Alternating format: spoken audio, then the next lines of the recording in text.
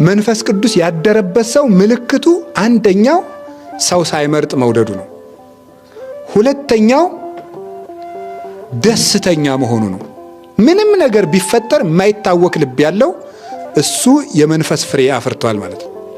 ልቡ ለጻድቅ ውኩል ከመአንበሳ፣ ብትሰድቡት የማይከፋው፣ ብታንኳስሱት የማይከፋው፣ ብትተቹት የማይከፋው፣ ያለውን ነገር ሁሉ ብትወስዱበት የማይከፋው፣ ብታዋረዱት የማይከፋው፣ ከወንበር ብታወርዱት የማይከፋው፣ ብትሾሙት የማይፈነጥስ፣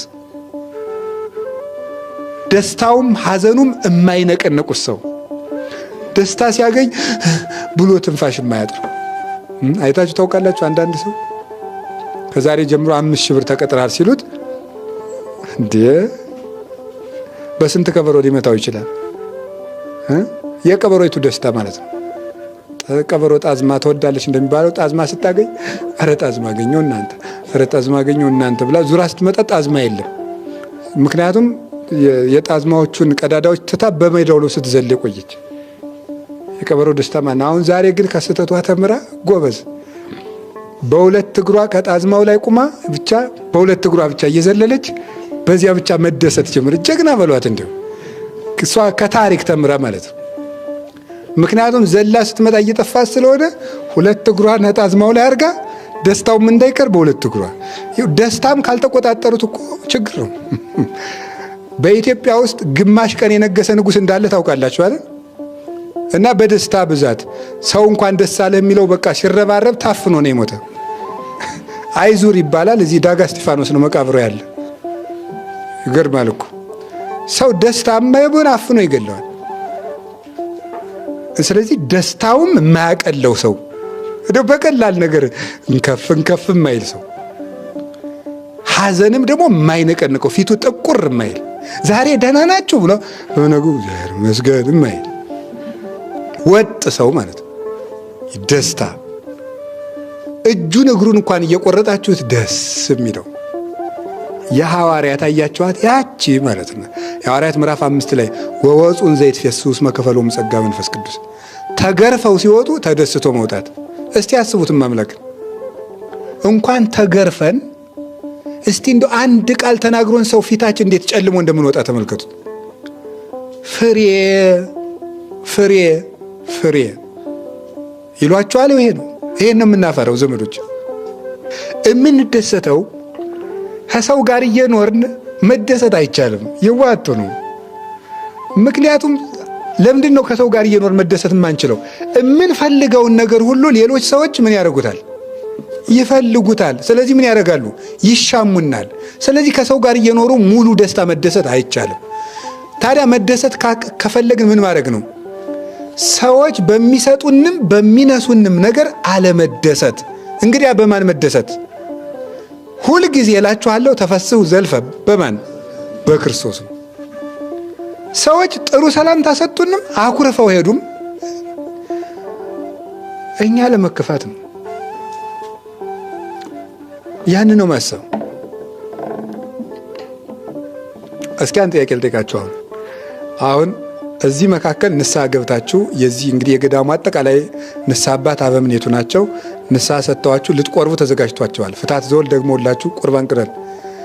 ሰው እንደተሰበሰበ ምናምንቴ አታፍርም? አሁን ልትቆርብ ቢሏችሁ ወይም ቢሉን አታፍሪም ቢሉም እንደምትሰማችሁ እውነት ሌላ ቀን ቤተክርስቲያን እንመጣለን ወይ ነው? አባ ሙሴ ጸሊምን ጳጳሱ በዚህ ቀን እንድትቀድስ አለው። እሺ ብሎ ተዘጋጅቶ መጣ። ሊቀድስ መጣ። ልብሱን ለብሶ ሊገባ ሲል ውጣ ጠቋራ፣ ደግሞ አንተ ልትቀድስ ምናምን አለው። እሺ ብሎ ሄደ። ከዚያ በኋላ አቡነ ቀሲሳቸውን ሂድና እስቲ ከፍቶታል አልከፋውም ማረጋግጠና አለው። ቢሄድ አልከፋውም። እግዚአብሔር ሲፈቅድ ነው ሁሉም የሚሆነው። ይገባኛል፣ አዎ ውስጤም ጠቋራ ነው ብሎ ደስ ብሎት ፊቱ ፍግግ ብሎ ተገኘ። አልከፋውም አለው። አዎ እና ቀድስ በለው። ተመልሶ ቀደሰ። ደግሞ ሁለተኛ አስቀድስ ብንባል እሺ እንላለን ወይ ነው? እንዲያው እኔ ሳስበው ነው ማምላክን አልፈልግም።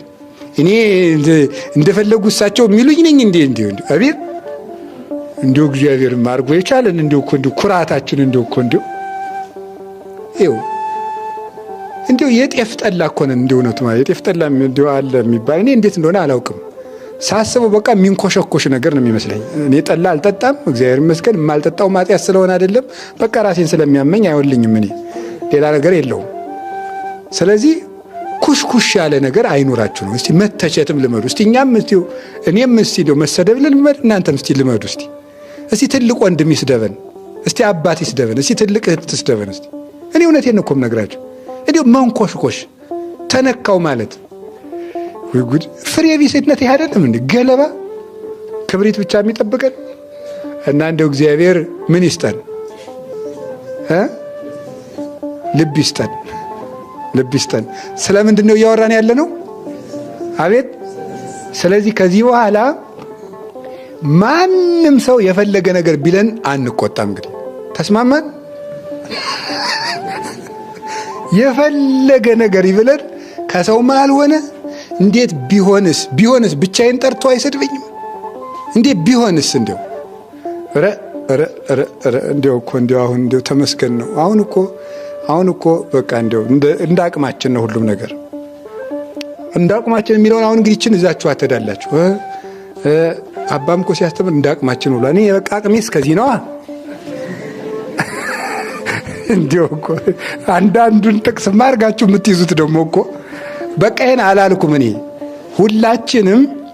ሁላችንም ማኩረፍ ማቆም አለብን። በቃም ደስ ሊለን ይገባል።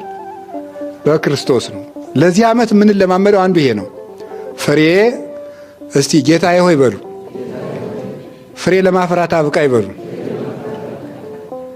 በቃ እንግዲህ ሊመሽብን ይመስለኛል። ቀሪዎቹን ሳምንት እንጨርሳቸው።